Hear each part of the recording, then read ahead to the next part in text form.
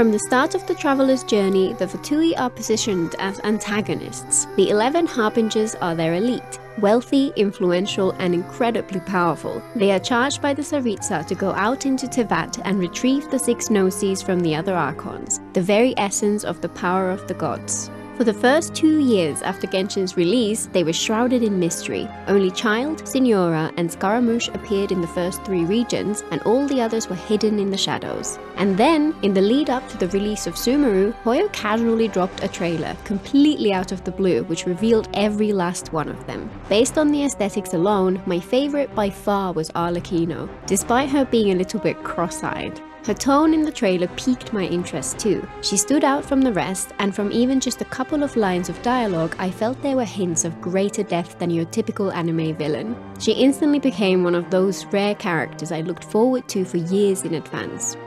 A year later, and Fontaine arrived. Arlecchino made her entrance at the start of Act 3, and in the remainder of the Fontaine Archon quest, she was an ominous presence lurking in the background. However, far from being the villain of the story, she lent a helping hand. I especially loved her meetings with Furina, Neuvillette, and Traveler. Her charisma was compelling, her personality a mystery, her every sentence dripping with inference and hidden agendas. Her offer to work together with the Traveler was intriguing, and I couldn't wait to learn more. Fast forward a few more months and Hoyo announced that she would be released in version 4.6 alongside her story quest. We'll cover her kit in detail in a minute, but for me, those first impressions were surprisingly underwhelming. Her combat style looked quite cool, but I had every single pyro DPS. Yoimiya, Hutao, Klee, Lini, and Garming were fully built, and Yanfei was still waiting. Did I really need another? Especially since she didn't look all that unusual. She seemed to have too many similarities with Hutao. Both were polar muses with an infusion who had a risky playstyle due to their aversion to healers. Hoyo also dripped Clorand, Sigewinne, and Sethos, who would be coming in the following patch. I absolutely adore Sigewinne, and I want the others as well, and my Primogen stash was looking inadequate. But I had wanted Father for so long. Should I get her? Or just save my primos? I kept wavering.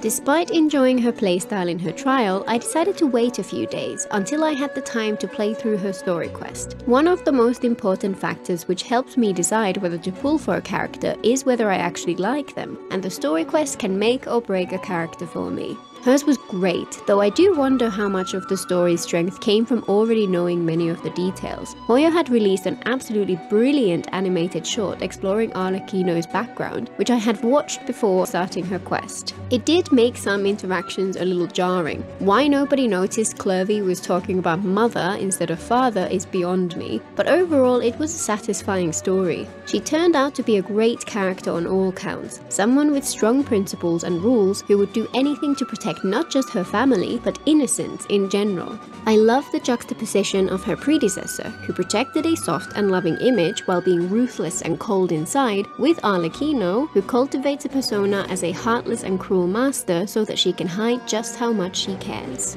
But even after that, I was still on the fence, so I let fate decide. I was on my 50-50, and I decided to wish until my first gold star. If I got her, great. If not, it wasn't meant to be. To my absolute shock, I won.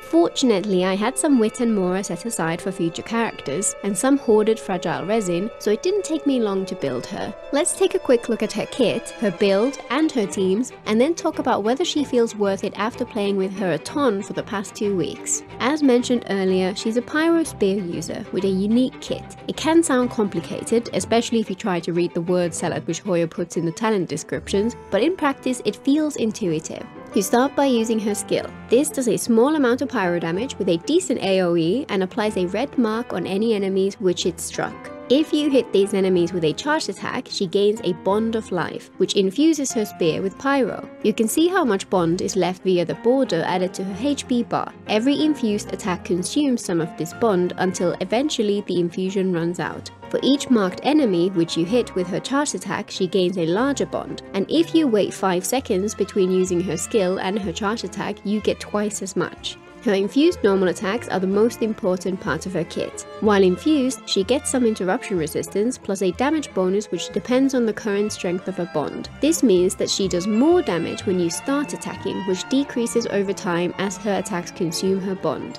Her infused attacks also reduce the cooldown of her skill, plus her infusion remains active even if you switch to other characters, which makes her rotations very flexible. Most characters with an infusion lose it when they leave the field, so she stands out as unusually viable in quick swap teams. Her burst starts with a flash of AoE pyro damage, but in practice its main purpose is to heal Arlecchino. The most unique quirk to her kit is that during combat she's completely immune to healing, except when you use her burst. It consumes any remaining bond of life and converts it into healing. It also instantly resets her skill cooldown. To put it simply, you use her skill, swap to other characters to set up your buffs, and then use her charged attack once before hacking away at the enemies with her normal attacks. If her health ever gets too low, you use a burst, and that's more or less it.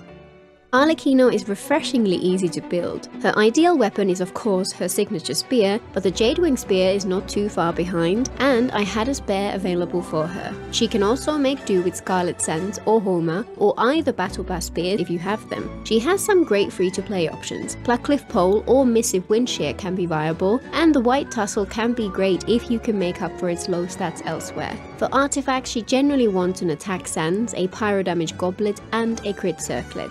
If you want to use her burst every rotation, she'll need around 150 ER, though this is often unnecessary. Aside from that, she wants crit, attack, and EM substats. In terms of artifact sets, she does have a new signature set which is fantastic for her, since it grants a damage bonus when you gain or consume a bond of life. However, since her combat style centers around her normal attacks, her second best set is 4-piece Gladiator. Anyone who has built a large roster of characters is likely to have a huge backlog of Gladiator artifacts, so for most people it's pretty likely that they'll have a stronger build overall if they use that set instead. She could also use several other sets, Echoes, Pavilion, Bolide, Shimenawa, and so on, or many 2-piece combinations, but they're all noticeably worse than Gladiator and were generally not worth it. When it comes to talents, her normal attacks are by far the most important, and her skill is in second place. Her burst can be worth leveling too, though doing so only increases its damage and does not affect the self-healing. She has some fantastic constellations, especially her C1, which increases her damage by about 25%, while also giving her even more interruption resistance, but she's already amazing at C0, so I'm leaving her there and haven't really looked into them in much detail.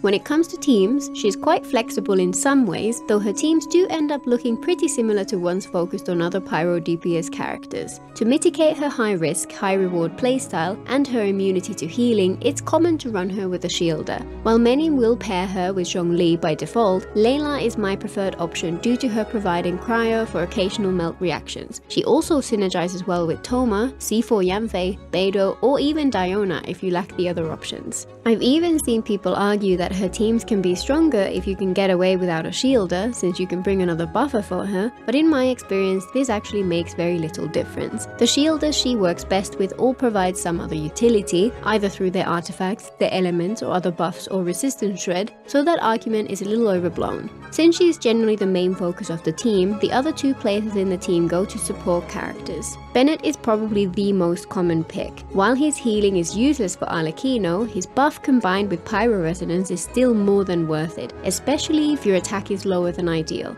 Yunjin is a great alternative, providing a normal attack buff which can be comparable to Bennett's value in terms of damage increase. It's also worth including an Anemo Swirler like Kazuha, Sucrose or Venti, or even Lynette, to provide Vivi's debuff. And as always, Shen Yun is an interesting pick who unlocks a plunge attack playstyle, though while I had high hopes for Arlecchino with Furina, Shen Yun and Bennett, it feels extremely awkward and is noticeably less powerful than for example this same team with Hu Tao instead. There are also a ton of sub-DPS characters who work brilliantly with her. Yelan and Xingqiu are top of the list since they also enable Vapourize reactions. Zhengling can work well if you have enough copies of her since she also buffs Pyro via her constellations. Fischl, Yaimiko, Chiori and even Albedo are great depending on the team setup, and even characters like Ganyu and Ayato can work as burst supports when built with sufficient ER. Teams with C6 Candace feel fantastic and do just as much damage. Furina, however, doesn't really work that well. Her health drain puts Arlecchino at an even greater risk, and the only way to drive her buff when your on-fielder is immune to healing is to bring a team-wide healer, which tends to mitigate any benefit Furina could provide. Furina's constellation should help with this to some extent, but it's still much less comfortable. So far, I found myself gravitating towards Vapourize teams. My favorite at the moment is with Xingqiu or Yelan, Layla and Bennett. Xingqiu or Yelan provide a hydro, Layla shields and applies cryo, and Bennett brings his massive buffs, though I've enjoyed playing around with double hydro variants or ones with Kazuha on the team. Her melt teams can also be great, for example using Ganyu instead of Xingqiu or Yelan in the same team with Layla and Bennett. The biggest downside here is that the game does not have any strong cryo sub DPS characters currently, so while Arlecchino's personal damage in this team is higher, its overall damage remains roughly the same due to Ganyu's lower damage contributions. Mono-pyro teams are also well worth trying out. Toma shines in these. His shield is perfect for Arlecchino's playstyle, there's no risk of him stealing reactions, and at C6 he provides a normal attack buff. Double Geo is always a solid option, though I prefer bringing along an Anemo user for VV. If you have Chevreuse, Overload teams are also worth trying, though they naturally have fewer available options and you usually end up choosing between bringing Bennett or bringing a Shielder. For example, this team with Chevreuse, Fischl and Bennett is very strong, but might be uncomfortable due to the lack of any defensive characters. It's also worth noting that Arlecchino is generally not worth using in Dendro teams. She lacks synergy with any current Dendro characters, and building her Burgeon would massively reduce her own personal damage, plus both Burning and Burgeon risk self-inflicted damage, which makes them a no-go for her. Aside from being either tied to a shield or reliant on dodging skills, I did notice two consistent issues. First, many teams struggle to generate energy. My characters tend to be built with ER stats at the higher end of the expected range for their usual teams, but it was still very common for their burst to be only half filled by the time their cooldowns ended. In the more comfortable teams, I was able to mitigate this by funneling each character's skill particles back to themselves, which fixes the energy problems at the cost of a slower and more awkward rotation. In some other teams, for example the Melt team with Ganyu, the only way to get consistent rotations was to build significantly more ER on the supports than usual. And secondly, she's far more dependent on Bennett than I would have expected. Regardless of how I tweaked her build or what team compositions I tried, whenever he was in the team, the damage would skyrocket. While he's a great companion for her, this does come with a couple of downsides. He sometimes steals reactions from her, and his buff is tied to a small circle. Arlecchino is highly mobile when attacking, with swift movements between sweeping attacks. This makes it tough to stay within Benny's circle and makes her combat style feel less free, and her auto-targeting can sometimes be frustrating. So, did she live up to the hype? I'm gonna have to go with yes, though not without some caveats. She's clearly one of the strongest DPS characters in the game, with a decent amount of flexibility in her teams, and her rotations are especially forgiving. She has high risk, high reward playstyle, which can be challenging to consciously manage in certain situations, but at the same time feels fluid in practice. Even with the shield, she can be risky to use in difficult content. If that's not something you enjoy, then there are many alternatives who would feel a lot more comfortable. Personally, I love it. I like the uniqueness of her kit, and I find her playstyle far more rewarding than I had expected. Father was absolutely worth it. Until next time!